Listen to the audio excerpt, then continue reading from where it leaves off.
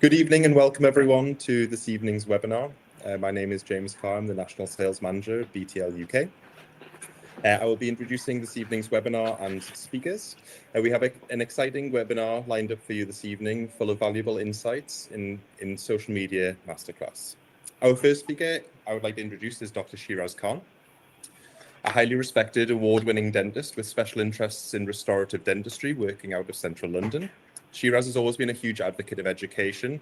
He is currently the director of the Young Dental Academy, as well as a global ambassador for DMG, as well as other manufacturers. I've had the pleasure of working alongside Shiraz for several years now, and it is Shiraz's passion to help fellow clinicians through shared learning that makes him an exceptional clinician and speaker for this evening's webinar. Our second speaker is Michelle McLean. She is a leading aesthetic clinician and one of BTL's most innovative KOLs. Michelle has pioneered and developed life-changing protocols using our M-Face device, focused on helping patients with facial asymmetry and palsy. Michelle brings a wealth of knowledge to the webinar with over 19 years experience, a multi-award-winning practitioner herself, having won Best Non-Surgical Result of the Year last year. Michelle owns a successful clinic in Liverpool with many of the skills and insights that we will be discussing this evening on Showcase every day to not only showcase the best results for her research, but also to drive business growth as well. Together, Shiraz and Michelle will be guiding us through the practices of photography and social media, offering fantastic clinical insights as well as practical advice. We are thrilled to have them both with us this evening. So I'll hand over to Michelle and Shiraz, and please enjoy this evening's webinar. Thanks, James. Thank you, James. Right, so thank you for that kind introduction. I hope you are all well. It's quite late here in the UK, and yeah, we've had a fantastic day at the clinic, but we're here now to share our point of view, our areas of expertise with regards to photography, social media, and frankly, how they are just a combined asset, really. And the way that we've designed this sort of webinar is going to be a series of essentially 7-minute TED Talks. So I'm going to have a topic, and Michelle's going to have a topic, and we're going to continue on in that process. Do you want to add anything, Michelle? No, that's great. Thank you, Shiraz. Good. Right, so the first talk, which is going to be the clinical imaging standard, and why the quality of your photos are going to demonstrate or be a reflection of your clinical care. Right, let's get that. So, I mean, why master great photography? I mean, at the end of the day, you know, for me in clinical practice, photography is absolutely a crucial part of my patient care delivery. It's not only a way to demonstrate your work, it's a way to demonstrate to the patient what's going on. It's a demonstration of your commitment to excellence. It's also essentially your signature fingerprint within your profession. And you know, in the world of aesthetics and aesthetic medicine and dentistry, it looks good, or the change is going to look good. So if it's something that looks good, having a visual representation of that is frankly quite critical to your business or business plan. So, you know, the other point is with regards to any photos, that's an opportunity for a patient to almost immediately be able to trust or attach themselves to what they see. You know, they may look at a patient and be like, oh my God, that's like me, and so on. So I think it's just about trying to understand that photography has the ability to connect patients, to understand what the problem is, and that there are other people like them, frankly, as well. And, you know, I'm here with, I'm sure, a mixture of medical and dental colleagues, but for those that know, this is a tooth with a metal filling in it, and the patient had gone to see an emergency dentist. They had done essentially a cavity from the outside, and the tooth was resorbing, so the internal stem cells were essentially eating away at the tooth inside.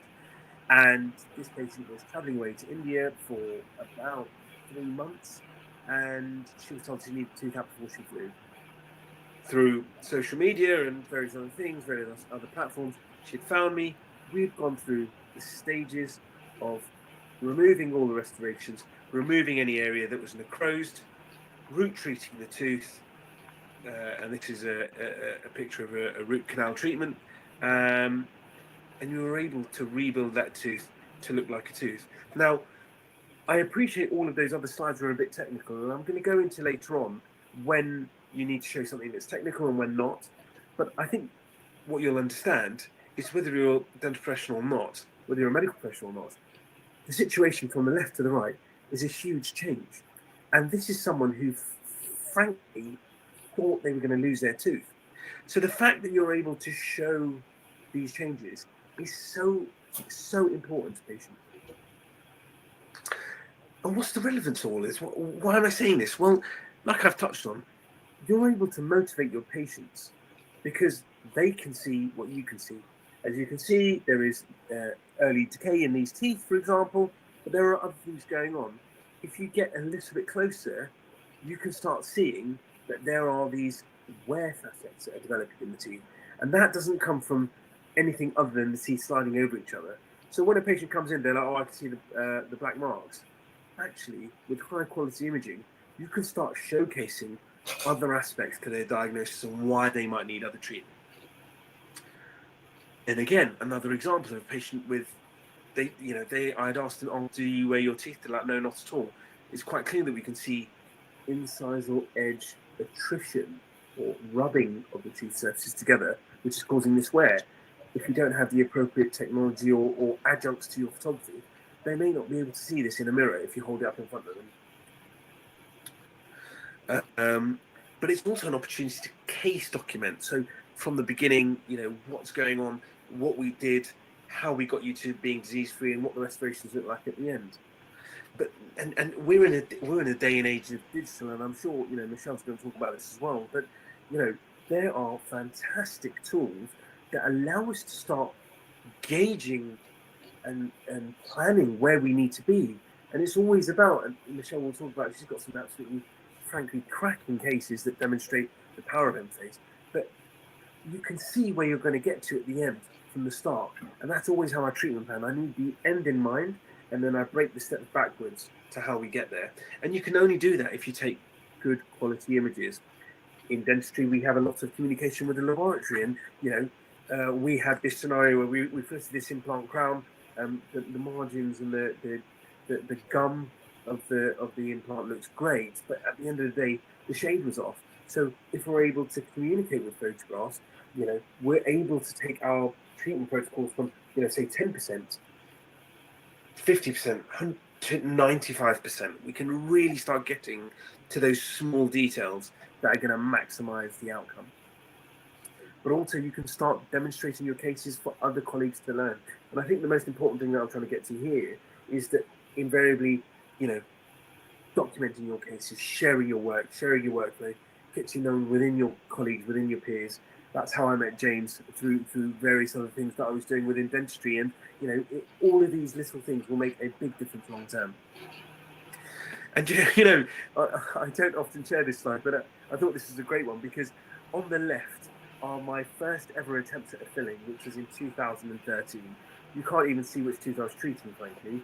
But now, when I'm taking photographs, I have refined my photography and clinical protocols to be able to restore teeth, not only so they mimic nature, but I can take photographs of them really, really well. And that allows you. So we all start somewhere. I think that's the summary from this point. We all start somewhere. We need to push together to try and get our standard to a better place, and hopefully, grow on this journey together. So, as I've said, we are in a day and age of medical legal documentation. We need to be able to diagnose. We need to be able to, if something goes wrong, we need to kind of document what's happened, but also communication with labs, publish your stuff, and also, for me personally, the biggest part of my career has been that it's driven up my own personal standards. So that was TED Talk number 1. I hope I kept you engaged. It's quite hard to do a 7-minute spat, but good luck, Michelle. I'll hand over to you for the next one. Right, Shiraz, you have some amazing before and after photographs. Photography is absolutely spot on. So, before and after with confidence, how do we master lighting, angles, and consistency? So, We know the purpose of photography is for patient records and monitoring. We know it's for medical analysis. This tracks patient progress. And this allows you to document results from baseline through to current treatments, and it serves as a reliable progress tool for reference. It showcases your work. It highlights real good before and afters, which demonstrate your skill set to both existing and potential new patients. It supports and marketing conversions. Professional photography serves as market gold and can be a really powerful tool to promote your treatments, build trust, and ultimately drive bookings. It also helps during consultations with your patients to visualize potential outcomes, allowing them to feel really confident in the treatment that you're discussing. Showcasing real results helps your patient understand the procedure, it increases their confidence and your trust and their trust in you, the clinic, as a provider. Okay, so let's have a look at this patient. Before and after with confidence. So when we look at my patient Susie here, the patient position and the standard of this photography is something that I am always striving to achieve daily in clinic. It's something that I reiterate to our staff during our daily team huddles and our monthly meetings. I want to ensure that all of the team are consistent with photography in order to showcase what we as a team can achieve. Okay, background and position is really important. You need to ensure that all your photographs are taken against a consistent background, whether that be a branded background or a plain wall, whatever works for you. Just make sure that we maintain uniformity between images. Position is also really important. Your patient needs to be positioned consistently in all photographs. If they're standing in the before picture, the after picture should be standing. When you're taking your images, always refer back to your first image to make sure that you can match the second image and replicate to get a really powerful before and after. If that means you need to use vocal instructions to guide your patients, then do so, or gently put them in the position that you need in order to capture those amazing befores and afters. Quality. Now this might sound really simple, but when you've took the photograph, always go back and check. It could be that you need to just clean the lens on your camera to ensure that your images are really, really clear. If they're not clear, clean the lens and retake. I find that purchasing some camera lens wipes in clinic in all the rooms really helps to keep the lens clear every time. And it's something that I would always do every time I've got a patient in and I want to take a new set of images. I want to make sure that the quality is sound, and little tips like this really make a big difference when you're looking to get great images to promote your services. Now, eye position. You need to ensure that it might sound easy again, but just ensure that your patient's eyes are open and looking in the direction that you want them to. Use vocal commands like we said earlier, or even put a focus spot on the wall. Direct your patient where you need to be. An expression. Make sure your pictures are like for like. If we need to smile to showcase it before and after, like I'll showcase later on with M-face and some of my facial asymmetry and facial pause of patients, they have to be like for like. No smirking, just natural and matching your very first picture. So you can create really good befores and afters. Editing and scaling. When taking images, really try and keep the scale really similar. The final presentation will show the same size on both before and after images. And editing. From time to time, you will need to edit your images, whether that be because of lighting conditions, which is out of your control. Keep this in mind. Your results must remain true to life and really avoid over-editing and enhancing images in a way that creates unrealistic or misleading outcomes. Key points that I would say to consider for consistent photography. Photograph all your patients using the 5 key positions, like I showcased earlier with my patient Susie. Ensure that your photographs are all taken on a branded background or a plain background. And move your patients around to make sure that you're always in front of the band and they're nice and clear. If you've got a BTL floor mat, utilize this. This really helps to guide your patient photography to ensure those consistent angles. Check past images to make sure you're getting like-for-like pictures. Consider your facial expressions, like we said before. Eyes in the same direction. Clear the lens. Sounds really simple, but this will avoid really blurry images and use additional light sources if you need to. There's also some really good apps that you can look at, which is one in particular, it's called Studio, and you can change the background to black or white so that your image stands out and there are no distractions, and this maintains uniformity between images. This is also a perfect app to use if you don't have a branded background, or you've actually took an amazing before and after photograph, but you realise that the background of the image is really messy. Okay, we've just explained, these are the things that I would recommend for your key take-home points, really to reiterate consistent photography. And if you're having team meetings and you're running a big clinic, utilise this in your team meetings, your daily huddles. Make sure that you're really, talking to your staff on a regular basis, making sure that they're creating also good images, not just yourself, because this will really sell their services and your clinic as a whole. Over to you, Shiraz. Hello. I mean, spectacular cases, Michelle. Thank you for sharing. So what I'm going to talk about is starting to understand your strategic content creation for medical professionals. I think, within this, frankly, minefield that is social media, I think it's quite easy to just, post cases or post things and find yourself getting into tricky circumstances. I think what we have to understand is why we're doing it. So I'll move on to the next point. The first thing that I think is really important, and I definitely agree with everything Michelle's saying, because if your before and after clearly looks like it's in a different place, or in a different surgery, or in a different location altogether, or it's not the same angle, if there's no standardization, it's very, very hard for the mind and the brain to really be able to depict what's actually happened. I mean, so many times, I don't know if you've had this, Michelle, but you've almost looked at a before and after, and it's like you're playing spot the difference. you're trying really hard to look, and you're like, oh, it's that tooth over there, or it's that eyebrow over there, or do you know what I mean? It's not immediately obvious, but when you standardize your image portfolio and profile, then actually it's very clear to be like, wow, what a difference. And that's the thing that patients, people, clients, companies, businesses, that's what they all go to. But what's really, really important is, and you're hearing this for the second time this evening, sorry to say, but we have to start with this end in mind, because sometimes, and I think you'll agree with this, Michelle, we're even quite shocked at how good the outcome was at times, right? How many times have you? There's been very few instances, fortunately, in my career, where I've been like, oh, I wish I took a before photo, because the outcome was so good, right, at the end. And I think if you now get into the mindset of standardizing your images, and I'll show you what we do for dental in a minute, then sometimes you will be photographing. If you photograph something to show a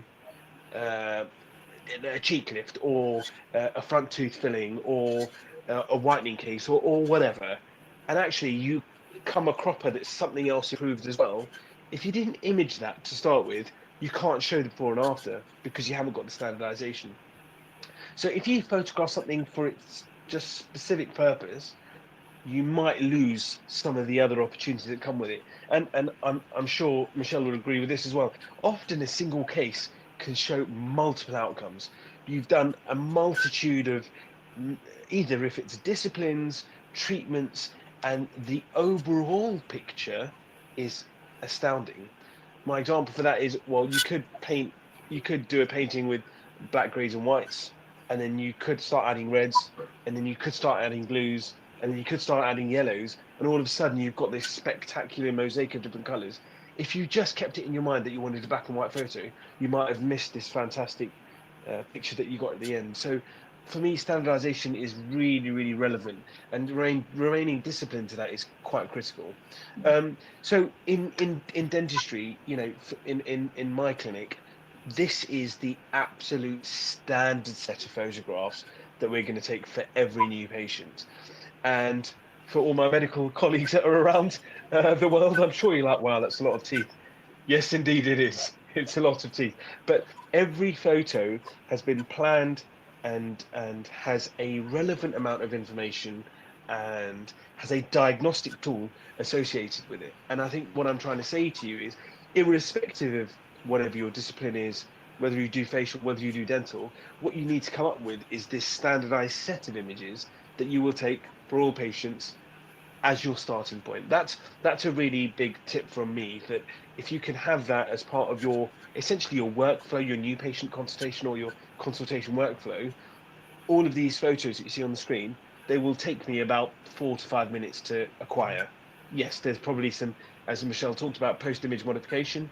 I'm not the sort of one who knows how to really use Photoshop or any of that, so I don't do much of that, but I do straighten, crop, and so on, because I think that's quite important in how it appears to the patient. And you know, I know we're talking about photography here, but it goes without being said. You know, we're in a litigious world, let alone nation here in Britain.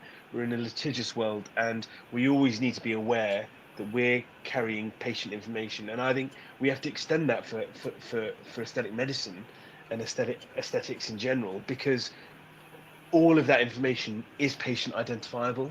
So we have to ensure that we've got the appropriate level of consent before we're taking photos, before we're sharing photos. So I work at the London Centre of Implant and Aesthetic Dentistry, which is on Wimpole Street, number 28. If any of you are around, by all means, come and drop by. Let us know you're coming. Come say hello. Come look at the clinic. Come see us. Come meet us. We'll go for coffee. And protein pancakes, because it's a really good spot that I took James to. Anyway, with our patients that come to the clinic, it's absolutely critical that they are signing this data protection and consent form. And if you see the options, it says, I consent to all my images being taken and used anonymously. I consent all of my images being used anonymously, apart from those without identifiable face being shown. And I do not consent any of my images to being used outside of the purposes of clinical care for LTID. So if you read into that, every single option is I'm taking photos. It's just the level that we share them at, which is important for patients to understand. So please make sure you get consent before you start, putting things on social, because the minefield that is social, once it goes up, it's not even your property anymore, frankly. So you need to be making sure that you've got the appropriate consent in place.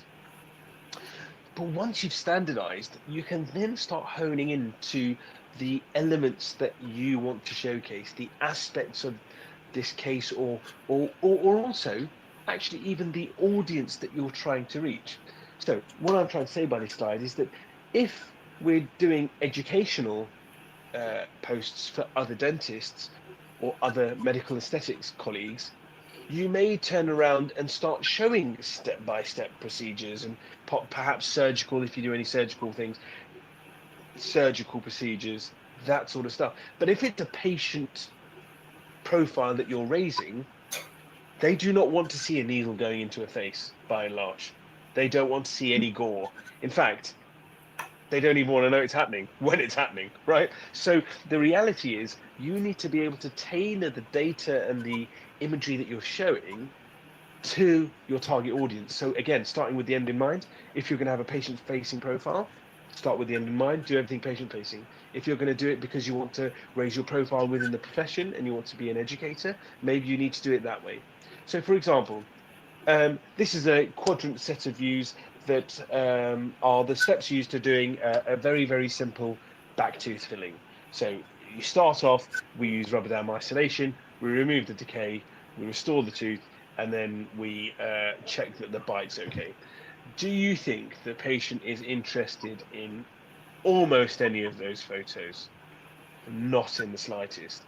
In reality, they probably want to see before, maybe after, but generally speaking, when there's blue marks or even red marks on the teeth, they think they're bleeding everywhere. So, in fairness, they don't really want to see this level of information. However, if I was now sharing this in a dental conference, this is an important series of photos to show the steps and procedures that we do in place. So again, start with the end in mind. Know your audience. Am I going to post this for patients, or am I doing it to attract other people to potential courses and things? Moving forwards, if there are patients that are coming in, this is the sort of thing they want to see. They don't even want to see the lips retracted like I showed you in that series of photos. They want to see a smile. They want to see a face. They want to see something that they can relate to. And I think what I'm trying to say by this small section is that if you're able to optimize and understand what, as a patient, you would want to see, then you can start framing your social media presence according to that. And that, it goes without being said, you can't do that without having high quality photography equipment or cameras and whatever to take those sorts of images. So yeah, that's the next part for me done. But hopefully it's just about trying to think about your audience and how you're going to engage. Thank you, Shaz. Right, so what makes a good social post and why might not yours not be landing? Create content that really resonates with your audience, but stay compliant. High-performing posts is both an art and a science. In this session, I'm going to break down the core components that make content not only engaging but visually effective, but they're also aligned with the Advertising Standards Authority regulations and brand standards. So the anatomy of a high-performing, compliant, engaging content. It should have clear intent and purpose. Every post should have a clear goal. What are you looking to do? Is it educate? Is it inspire? Is it inform? Or is it convert to a booking? Avoid posting for the sake of visibility alone.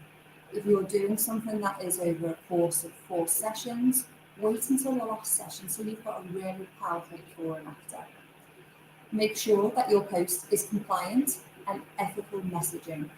Avoid over-exaggerating or misleading claims and be really mindful of the Advertising Standards Authority, the Regulations Committee for Advertising Practice, and your GMC, NMC guidelines or your area of posting. Human touch and trust signals. Really introduce your team, your ethos, what makes you stand out, why are you in this industry, what are your qualifications? Behind the scenes content can really foster approachability and give a real connection to those people that are looking at your page that are ultimately going to convert to a bum on seats in your practice. Okay. So, how can we use social media to gain interest and get patients in for consultation? We know we can use social media platforms to communicate with existing patients, but also to gain new potential patients. Immerse your followers in every aspect of your content. In marketing, we often hear the rule of 7. Now, this rule implies that a potential customer needs to see a brand's marketing message at least 7 times before they will make a purchase. This rule relies on a constant drip feed of impressions to build knowledge, trust, and repetition of your product. Really use this rule loosely. We can plan an effective marketing strategy that slowly and consistently engages your followers. Use a variety of content like you can see here to capture attention. Even post patient testimonials in text or video form. Showcase in action videos and really familiarise your patients with the treatment.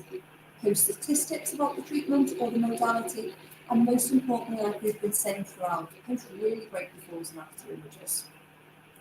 Make sure you prioritise collating great images, consistent angles, good lighting, sharp images, no filtering, no editing. And try and brand your content so that viewers can find their way back to your channel if it's reposted. Okay, so what really makes a good social post? What are the key components? A great post is clear, it's engaging, it's relatable.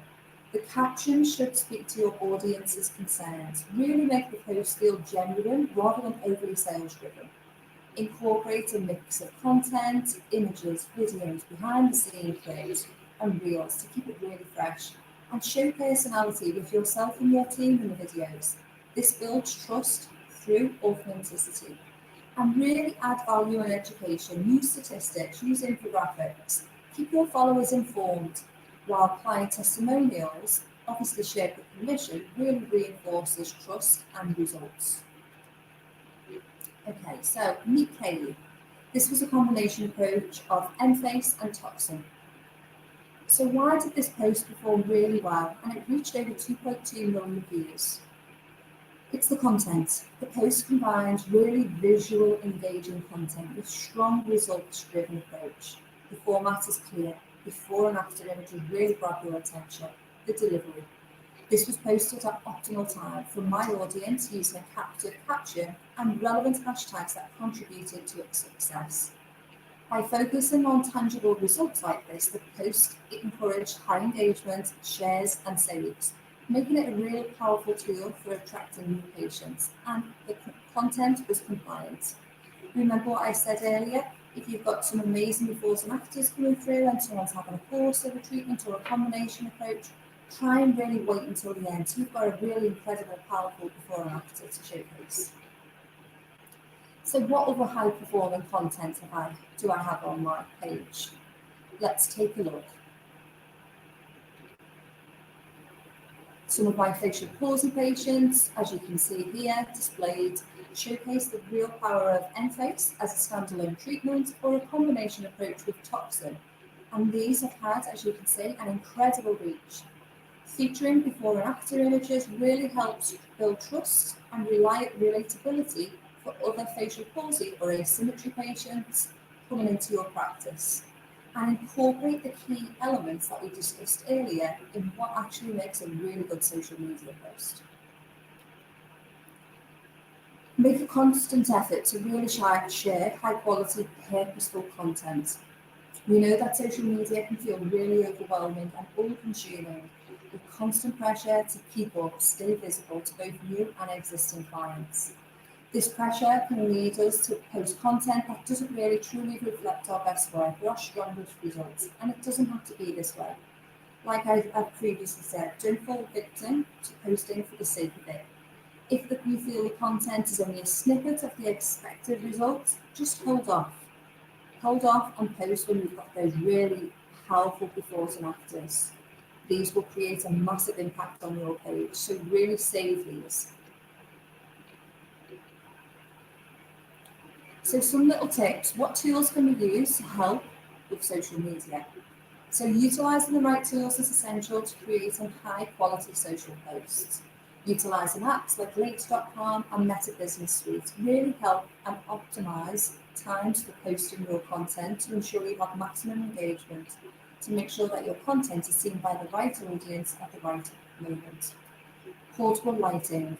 We know this. Use ring lights. You can get some really great clip-on LED panels, and this ensures that your photography looks really professional. Tripods, if you've got a tripod, provide stability for smoother content capture.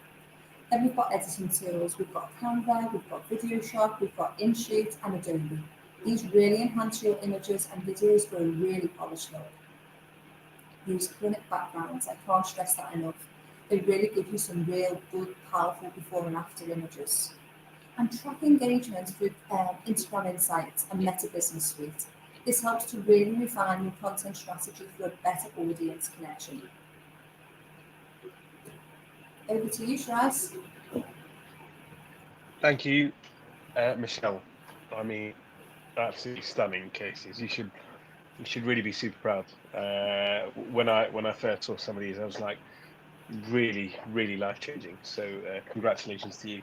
Thank you so much. Right. So this is the last talk from me for this evening, but it's about turning cases into campaigns, and it's about really focusing on leveraging your results for social media impact. Now, when I write, because I do quite a lot of public speaking and lecturing around the world in dentistry, and when I talk about photography and social media, of course, I think there's an important balance to say that with dentistry and aesthetic medicine, there is an absolute difference in what you're trying to show and what you're trying to achieve. So I'm going to caveat some of the points that I've made in here with points that I would say that are applicable grossly to both medical and dental aesthetics in general.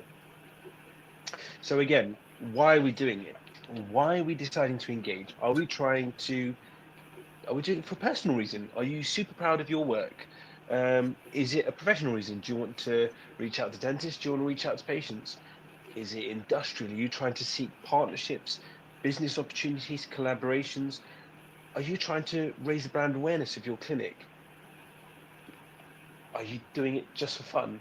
I think if you're able to understand why you're doing what you're doing, it's going to be able to seem genuine. Michelle has talked about this repeatedly this evening, being genuine. They have to be achievable results that people can reach out to. And actually, I think there's something to be said for when the post or the outcome's overly polished, it almost looks fake, doesn't it? So keeping it, Yeah. looking professional, but not looking She so said, edited that it yeah. looks fake, so that's really, really important to me.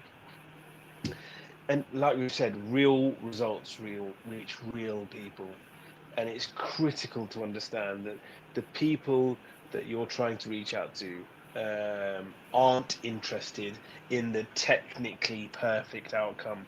When I say this in my lecture, I'm always really talking about myself, because I'm sure Michelle's the same. When we get a case and it's been life changing, we're still like, oh, if I'd have just got this up a little bit more, if I'd have just lengthened this one a bit more, we really beat ourselves up. And I'm sure I'm talking to everyone that's spending their evening with us around the world today, but we're always criticizing and how we could be just that little extra percentile better. We should keep to that philosophy and mindset for our work. But when it comes to social media, no one cares if it was perfect. No one cares that that brow was up by 1 millimeter compared to the other. No one cares that this cheek was no one cares. And that's the point. Unless you're trying to do all of this for the sake of the profession, in which case you would want to do technically perfect, or learning cases where things didn't quite work out, how you're going to grow from it. So if you're trying to reach, you just have to, again, start with the end in mind. It's a repeated point that I've said through this lecture. If you understand who you're trying to reach out to, that will help furnish the type of data that you need to present to people through photographic and videographic platforms and content. So this was video, and I didn't send it to the team at BTL, ironically, but this is just a scrolling video of my social media, of one of my accounts, where I started posting literally just dental. And what I was doing was sort of essentially these rows, where the right row would be a smile, the central row would be either a press release or me lecturing or a quote, and the left row would be for professionals. So what I like doing is, because this is just the way my mind is, it's very simple. I like as you've heard, systematic approach. I just like a systematic look of how my feed appeared to people. That's kind of gone by the by now, because I just post everything on my personal anyway. Probably a discussion for later. Um, but why are we talking about this? Well, because there is lots of guidance, particularly in dentistry, on the use of social networking, um, and really the professional standards that should be upheld in relation to posting on social media. And I could give you the link and put a reference in for you to go and read the document yourself. You'll enjoy 20 pages over a coffee, I'm sure, but I thought I'd just summarize it for you. The thing is that anything we post, as I mentioned, is made instantly public. Moreover, it's not even your property anymore, let alone your patients. We must maintain boundaries in the relationships between our patients and ultimately our team members. I think that's quite critical. And you should not post anything that may damage the public confidence in the profession. So, in a way, whatever profession you're part of, medicine, dentistry, aesthetics, nursing, reception, if you're affiliated to a medical related business, anything that you do or how you behave in public is essentially an advertisement for the profession. And I think that's why social media professionalism, you may have heard that term before, is so important. So, but they also identify that social media can be an effective way to benefit your work or business. So it's very, very clear that social media is here to stay. And all of those that say, oh, don't do social media, well, that's by the by now. Is everyone's there. I mean, you're not even special if you are on it nowadays, because everyone is. So yeah, it's just the summary of this document is that there are things that we ought to be aware of and careful of if we are going to post to social media.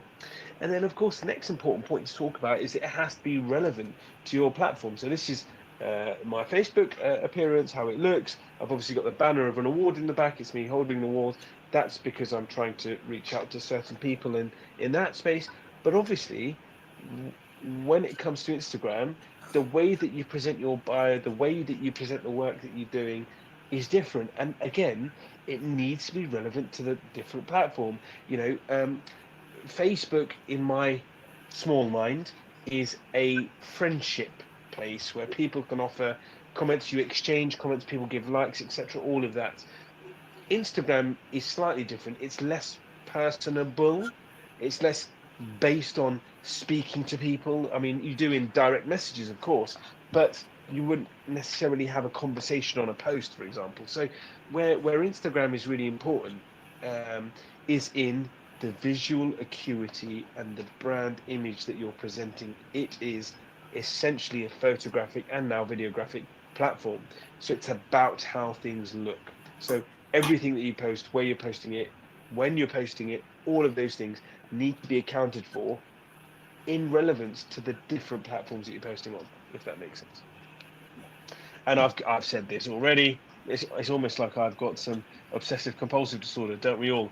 It's all about standardizing your layouts before and after layouts, as Michelle's touched on beautifully. It needs to be the same background. It needs to be the same lighting. It can't be one straight, one at an angle. It can't be one of the whole face and one of the teeth. It doesn't work. Before and after, sometimes it's hard to see when the images are exactly the same.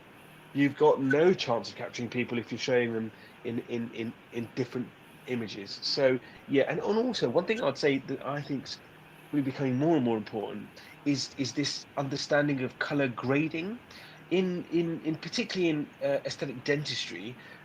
Often before and after result will have an element of whitening. Now, if you use a camera that has automatic settings, when it detects something that is whiter, it will underexpose the image because it thinks it needs less light because the focal point is actually brighter. So what that then happens is your before and afters, the after sometimes can even look worse because the teeth look darker and duller. So standardizing not only just your layouts but your lighting settings is really important so that you get this consistency before and after. So I like to give my Dr. Shiraz's social media advice. Quite funny, really. I hate talking myself in third person, but always get consent for the patient. And if you're doing social media, you have to specify enhanced for social media. I think this is the point that I said I would admit where possible, no identification of the patient face. That's not really applicable for medical aesthetics. So I'd say absolutely ensure that you're getting enhanced consent where the patient knows they're identifiable in any images that you're going to share. Have consistent shots, enhance, optimize the image brightness, and also I'd say the framing. So you can't have a smile that's sort of sideways and straight. Make sure that they are both the same proportions and angulation. And then I'd say just consider using some templates for befores and afters, because that, as Michelle will tell you, is how your brand starts getting recognized. When people see that post come up, they don't even have to look at who it is. They know that layout. They know whose it is. They know that's from Michelle, that's from Shiraz, and so on. So it becomes you're creating that brand awareness subtly, aren't you? Make your feed as attractive as possible for your possible viewers. So don't just have teeth all the time. Say something about when you went out. I was at an event with Emma Raducanu, well, actually it was a year ago now, but I posted that on my socials because it was quite fun. She's going to come see me as a patient, all that stuff. But it was just nice to have that out there, and she was really, really lovely as well. I want to post about an award. Oh, I might post about some teeth. I'm lecturing in Kazakhstan in 2 weeks' time. That will go up. I've published this. Just keep it varied so that also people that are trying to reach out to you can see that you're a human being. You're not just a robot, because in the day of AI and everything, half the accounts, half the people that you're speaking to, are they even real? Whew, Terminator faces on now. But essentially, we have to be seen as being people that people can reach out to. And this is my favorite piece of social media advice. I was on a forum and people going back and forth, and this one chap, Ahmed, I know him really, really well. they were like, oh, what would you say if a patient wanted to reach out to you on social media, but you didn't know how to respond? But his response was, just don't be weird. Don't be weird in messages. You don't need to meet up and go in coffee shops. You don't need a string of emojis. You don't need to necessarily do all of that. Just offer the response in response to their question. And actually, if things are seeming like they're being led in a inappropriate manner, you step back and say, I'm really sorry, this is not what this platform's for. Be okay in saying no. Just don't be weird. That's the best. If you're going to remember anything over this lecture, it's just like, don't be weird. That's all you need to remember, is my social media advice. And I think this is quite a heartfelt point, really. But, you know, I think it is our responsibility to be visible, because we're doing work with dignity, ethics, and integrity. And there are people that are doing work without all of those things and are more visible. So actually, I don't think it's an optional thing to show the work that you do. I think every healthcare professional has a responsibility to show what good, ethical, integrity, good dentistry and medical aesthetics looks like, so that people can find the right solution, rather than being shoehorned into a clinic that's going to see 100 patients in 10 minutes and so on and so forth. Not that I'm saying there's anything wrong with that. If that's your business model, great. But we have a responsibility, because everyone else is trying to get out there, and we can be that voice to help people get the right level of professional care. Thank you. Thanks, Shiraz. That's fabulous. So, from scroll to consult, creating content that attracts the right patient. So I think Shiraz has touched on this, building trust online, generating consultation inquiries. Building trust means being visible as a practitioner, and that doesn't mean that you have to be confident in front of the camera and the centre of every post. Your presence and should align with your comfort level. Whether it's voiceovers, behind the scenes, educational content, there's plenty of ways that you can build trust without feeling overwhelmed. Introduce yourself and your team regular. Talk about your qualifications, your clinic approach, your ethos, your values. Let the real you shine through. People trust when people feel like they actually know you, and they really get to like you that way. They know who the clinician is that they're talking to before they even come into clinic. So, actually, what do patients really request? Do we understand their goals, and can we actually speak their language?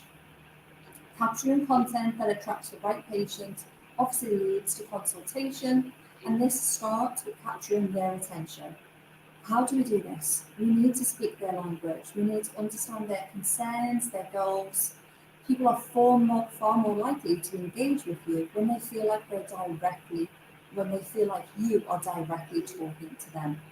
At my clinic, I regularly run questionnaires to gather patient feedback. This really helps me to tailor the content to reflect how my audience actually thinks and feels, and not just how I assume that they hear me. It's about creating new, meaningful, relatable content that communicates and builds trust and encourages actions.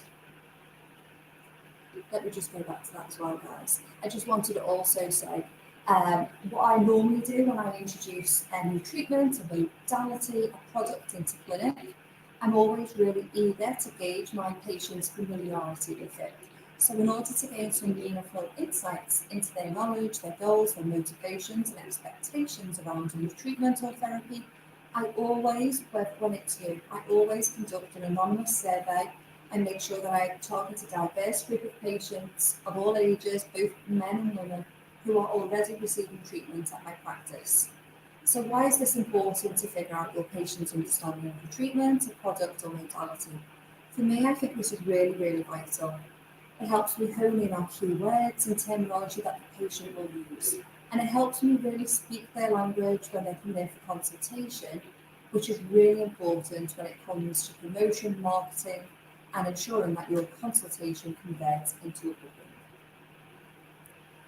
So what do patients request when speaking their language, and what do we understand as their goals? Natural, undetectable, better skin, lifted, good skin. Here are some of the key highlighted positive words that my patients attach to skin goals. when they complete the surveys. How many of us hear these phrases on a daily basis during our consultation? When you do these anonymous surveys, when you're introducing a new product or modality or treatment in your clinic, this information is so invaluable. You can really unpick it. It helps us inform the patient during the consultation process. We can speak their language, we can engage, we can really grab their attention. And ultimately, it informs us how to improve patient education. We can use the highlighted key phrases to really convert our patients to a treatment if it's deemed suitable. So, before and after images we know are your biggest marketing tool at consultation. And I really find that patients don't want to see corporate or generic marketing materials like flyers and brochures. I think this is the kind of thing that they want to take home and read in their own time. On the day of consultation, they really want to see images that you as a clinician are able to deliver. If you're starting your BTL journey, you can also always showcase results from BTL's stock library until you hold and build your own portfolio of results. I personally always have a small library of results from patients who consent to share images. I utilise these during my consultations. If a patient comes in with concerns of ageing, asymmetry, body concerns, I will choose a relatable result I've achieved and showcase it. It's that easy. This helps to build further trust and confidence in your ability as an injector. And remember, patient feedback is also one of the most valuable marketing tools we have. Really encourage your patients to leave reviews on platforms like Google, Trustpilot, Google. This really builds credibility and attracts new patients. It really, really does. But what happens if you don't have those access to testimonials or visuals? It's simple. Ask the patient to leave a review. It really is that simple, and you can use these in your future marketing campaigns. Another effective strategy that I find is host a model day where selected patients will receive the treatment in exchange for permission to use their photographs on your social media and in your marketing. This allows you to build a really strong portfolio of high quality content. But also when you do this, ensure all your models sign release forms and consent to use photography prior to the treatment. In January 2023, I proudly introduced BTL's Enphase device into my clinic. It was my first purchase from BTL, and it certainly hasn't been my last. I now have 4 of the devices, and wow, what an investment Enphase has been. Enphase is really redefining facial rejuvenation by addressing 2 causes of aging: loss of muscle tone and collagen depletion, without the need for needles or downtime. How fabulous is that? Beyond aesthetics, it represents a paradigm shift in improving facial balance and symmetry, offering therapeutic benefits for patients such as facial palsy through muscle stimulation, enhanced circulation, and tissue regeneration. Here are just a few of my patient results that I'm now going to showcase utilising Enphase as a standalone modality or a combination approach, whether that be toxin or injectables. And all of these clinic photography incorporate the key elements that I discussed for photography in my earlier post, and this is what makes a really good social media post.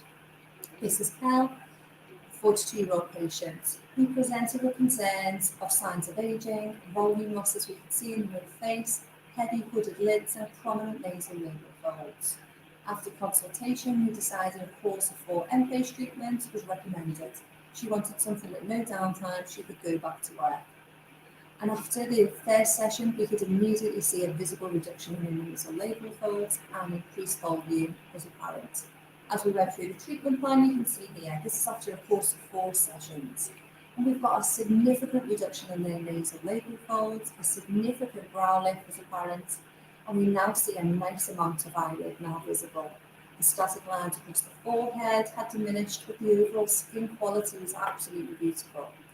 Objective photography, the standards were met, it was a powerful before and after, and this really generated a lot of interest and bums on seats in my clinical practice for Enphase. Meet Gabby. Gabby's a younger patient. She presented with concerns about aging around the mid-face and mouth area after significant stress in her life. She wanted something with no downtime. We opted for Enphase, 4 sessions. And you can see we really achieved a significant lift in the cheek and the nasolabial fold. Eyebrow position was beautifully lifted. The skin looked bright and more even. We met the photography standards. It's an excellent visual to sell in clinic and really promotes and showcases the power of M-Face. So a large part of my work involves treating patients with asymmetry or facial palsy. I'm very passionate about this. And I'm the founder of the Facial Palsy Association. This is a professional association that supports those affected by facial palsy, raising industry awareness of the associated conditions, the causes and the treatment pathways, and support available across all sectors. Now, this patient result demonstrates the efficacy of M-Face as a standalone treatment for asymmetry. And this result was after a single, and it is only after a single session of M-Face. The treatment aims to improve her facial symmetry with a focus on tightening and strengthening the elevator muscles of the face. I'm able to adjust M-Face settings individually to stimulate the appropriate muscles. In addition to muscle activation, the radiofrequency compartment generates tissue warming, which supports local blood flow and circulation. Objective met for photography, high quality, impactful, powerful content, really building my clinic's credibility and making my social media work. Meet Catherine. Now this is a superb result, and this was a really challenging case. And this actually won myself Best Non-Surgical Result at the Aesthetic Awards 2025, which I'm incredibly proud of. This utilised a combination of a course of M-Face and toxin. This was a 55-year-old lady who presented with facial palsy and a severe orobuccular synkinesis. This means she has an involuntary eye closure during voluntary mouth movement. Self-esteem, confidence significantly impacted. 4 weeks post-M-Face and an individual toxin treatment plan as a combination approach. And what do we see? A significant improvement of her orobuccular synkinesis, no involuntary eye closure during voluntary mouth movement. Wow. This further restored her facial balance and symmetry, a tangible evidence of an improved smile, a reduced pronounced nasolabial fold on the unaffected side, and a narrow eye aperture vastly improved. The patient actually reported increased facial muscle mobility and reduced facial tension. Her overall skin texture and quality was significantly improved. And the patient described this as life-changing and a dramatic boost in her confidence. And I think we can all agree this is a really powerful, high-quality, engaging, compliant before and after. Powerful content, incorporating the key elements that I discussed in my earlier slides, which makes an amazing before and after and a very good social media post. Some more of my before and afters utilising M-Face for facial palsy management. As you can see, these results in my clinic photography display the elements we discussed earlier. What makes a strong social media post? Consistent facial expressions, strong results-driven approach, showcasing clear befores and afters, immediately grabbing attention. Consistent same angles, eyes in the same direction, really good lighting, that isn't too harsh, and that showcases real results. It's a branded background, it's compliant content, it's relatable. There's no hard sell in the treatment. There's no editing. This is just incredible, honest results that build credibility and takes digital marketing to the next level. This result is a gain from one of my facial palsy ladies who had M-Face a course of 4 as a standalone treatment. For those that are interested, I'm actually launching my facial palsy management e-learning platform next month, and I'm super excited. My platform will be for medical professionals only. It will have clinical training, step-by-step comprehensive consultations, advanced treatment protocols for botulinum toxin, specific to facial palsy presentations. Obviously, it will incorporate M-Face technology. It's amazing. Understanding electromagnetic muscle stimulation principles and their application in facial asymmetry. It will include case-based learning, real patient scenarios with befores and afters documented. Anatomical precision, safety protocols which are evidence-based, for minimising complications and optimising results. And it will all be CPD accredited, which will contribute to your professional development. In addition to this, I'll be providing some one-to-one training and group training. So please save my details on the next slide if you're interested and reach out. Thank you so much for taking time out this evening to join myself and Dr. Shiraz. Over to you, Shiraz. Thank you all. Michelle, what you're doing is quite frankly incredible. I mean, particularly the facial palsy work is, I mean, it's staggering, the results. And you know, I definitely feel super proud when I've been able to give the patients an emotion and a smile back, but being able to give the whole face back, I mean, essentially, that's just, it's hugely inspirational for me. So thank you for sharing those amazing cases. I think I might find myself on your course, actually. So there you go, first booking, guys. You guys on there to get booked on as well.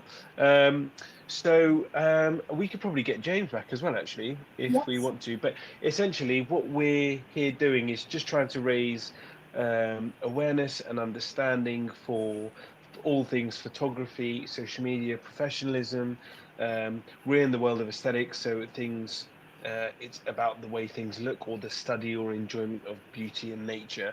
And what a better way to showcase that than with photographs. So yeah, the use of social media.